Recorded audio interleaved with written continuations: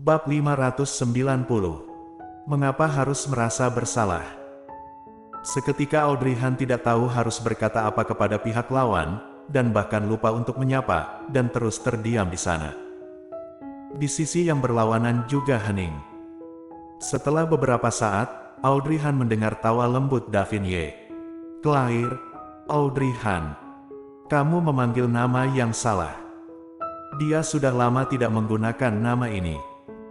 Tapi beberapa kali bertemu dengan Davin Ye, dia tetap memanggilnya dengan nama ini. Davin Ye menghela napas berat ketika dia mendengar jawabannya. "Terlepas dari apakah aku memanggil nama yang salah atau tidak, yang penting adalah kamu akhirnya mau menghubungiku. Audrey Han, sejak terakhir kali bertemu denganmu di supermarket, kamu tidak ingin mengenali aku teman lama ini. Aku terus kepikiran, jadi aku terus menunggumu menghubungiku, dan sekarang akhirnya aku mendapatkannya." Menunggu dia menghubunginya. Audrey Han mencibir, "Jadi kamu membuang-buang waktu, adalah agar aku bisa menghubungimu terlebih dahulu. Claire, apa menurutmu aku sangat keterlaluan? Apakah keterlaluan?" Audrey Han menekan kata-kata itu dan berkata dengan sedikit kesal, "Apa yang ingin kamu lakukan? Apa tujuanmu?" Davin Ye terdiam cukup lama, dan berkata dengan pasrah, "Aku ingin bertemu denganmu.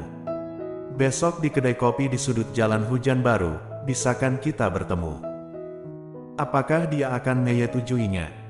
Audrey Han mengingat janjinya pada Golden Ye hari ini. Dia mengatakan ke Golden Ye, besok adalah akhir pekan dan meminta Golden Ye untuk tidur lebih cepat, dia tidak akan keluar. Davin Ye tidak juga mendapatkan jawaban darinya, tapi tetap menunggu dengan sangat sabar dan menunggu jawabannya dalam diam. Tidak tahu sudah lewat berapa lama, terlalu lama sampai Davin Ye mengira Audrey Han tidak akan menjawabnya. Audrey Han baru menjawab, "Ayo bertemu, kebetulan ada yang mau kutanyakan padamu." Setelah menutup telepon, Audrey Han memeriksa Blue Sky Corp dengan laptopnya di atas tempat tidur.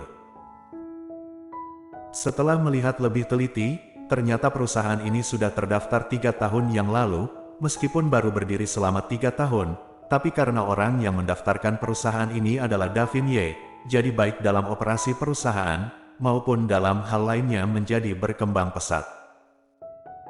Selama dalam pemeriksaan, Audrey Han juga memperhatikan bahwa Davin Ye mengubah nama keluarga perusahaan yang terdaftar dan ternyata tidak menggunakan nama keluarga Ye. Sebenarnya apa yang telah terjadi?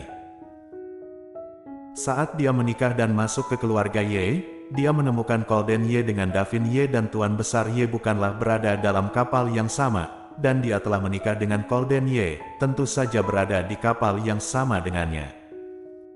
Tapi kemudian dia tidak menyangka Davin Ye akan melakukan begitu banyak hal untuknya.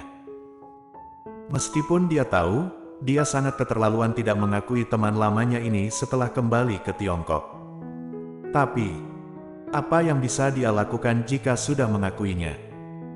Dia bukan lagi adik iparnya Davin Ye, dan dia bukan lagi kakak tertuanya. Terlebih lagi dia tidak ingin bertemu dengannya dengan identitas pria dan wanita.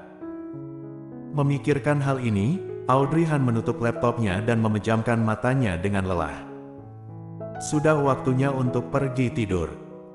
Keesokan harinya, Audrey Han membalikkan badannya dan bangun. Saat dia membuka matanya, dahinya berkeringat dingin. Semalam dia bermimpi buruk. Karena Davin Ye tiba-tiba muncul dalam hidupnya, jadi mimpinya tidak hanya ada Golden Ye, tetapi juga ada Davin Ye. Davin Ye mengulurkan tangan padanya dalam mimpinya, dan suaranya masih selembut angin musim semi. "Claire, ikut denganku, tinggalkan dia. Dia hanya akan menyakitimu. Apakah kamu ingin mengulangi kesalahan yang sama 5 tahun lalu ketika kamu bersamanya? Jangan merendahkan diri lagi. Dia memperlakukanmu seperti itu dulu dan akan memperlakukanmu seperti itu juga di masa depan. Jika kamu pergi bersamaku, aku hanya akan menjagamu seorang seumur hidupku." Lalu gambaran berubah, aura hangat dan lembab di sekitarnya tiba-tiba menjadi sangat gelap. Audrey Han berbalik dengan takjub dan melihat Golden Ye yang mendekat dengan paksa. Matanya tajam dan dalam, seperti binatang buas yang berhibernasi. "Kamu ingin melarikan diri kemana lagi? Setelah menjadi wanitaku Golden Ye, maka sudah ditakdirkan untuk berada di sisiku seumur hidup." Keangkuhan dan kesombongannya membuat Audrey Han tanpa sadar ingin melarikan diri. Tapi, baru beberapa langkah berlari, dia telah ditangkap oleh Golden Ye. Lalu, dia seperti jatuh ke dalam jurang yang tak berujung, dengan hanya terdengar suara rendah dan serak pria. "Sudah terlambat untuk lari sekarang."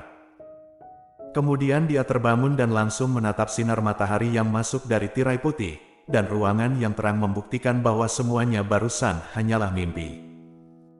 Semuanya adalah mimpi dan ilusi, keberadaannya tidak nyata. 1 malam telah berlalu. Audrey Han berbaring di sana dan kembali mengingatnya sesaat. Lalu perlahan berjalan ke kamar mandi tanpa alas kaki untuk mandi. Setelah dia selesai berbenah diri, dia mengambil ponsel dan melihat pesan WeChat Golden Ye. "Kalau keluar panggil aku, jangan pergi seorang diri."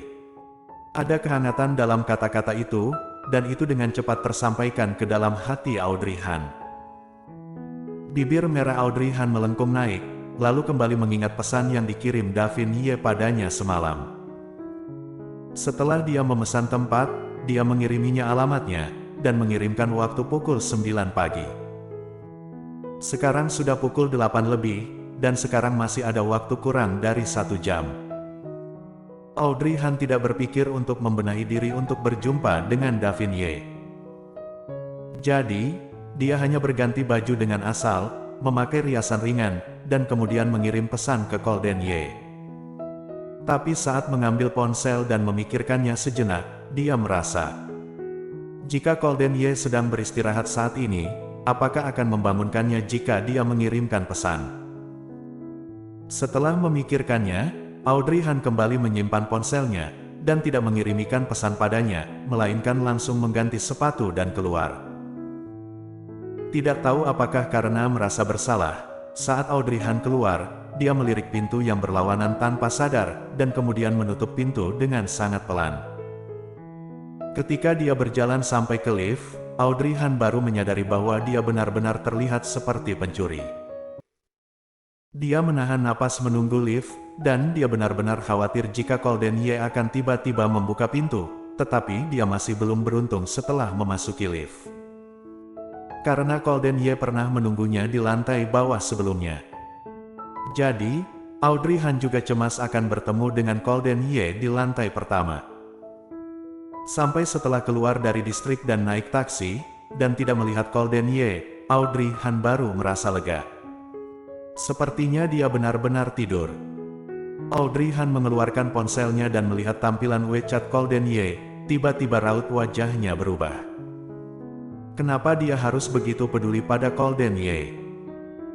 Bahkan jika dia benar-benar keluar, itu juga untuk membicarakan pekerjaan, dan walaupun bukan masalah pekerjaan, ini adalah kebebasan pribadinya. Mengapa dia harus takut ketahuan Golden Ye? Memikirkan hal ini, Audrey Han memasukkan kembali ponselnya ke dalam tasnya. Pasti karena Golden Ye terlalu baik padanya beberapa waktu ini, sehingga membuatnya terbiasa. Dia harus mengubah kebiasaan ini. Karena ini akhir pekan, tidak banyak mobil pada saat ini, tetapi tidak juga terlalu sedikit. Harus menunggu lama untuk lampu merah, dan saat sampai tujuan, Audrey Han hampir terlambat. Untungnya, dia keluar lebih awal. Setelah memasuki kafe, Audrey Han melihat sosok yang dikenalnya berada di sudut dari kejauhan. Melihatnya, sosok itu berdiri. Orang kurus yang lemah lembut, dan tersenyum menyapanya. Bersambung.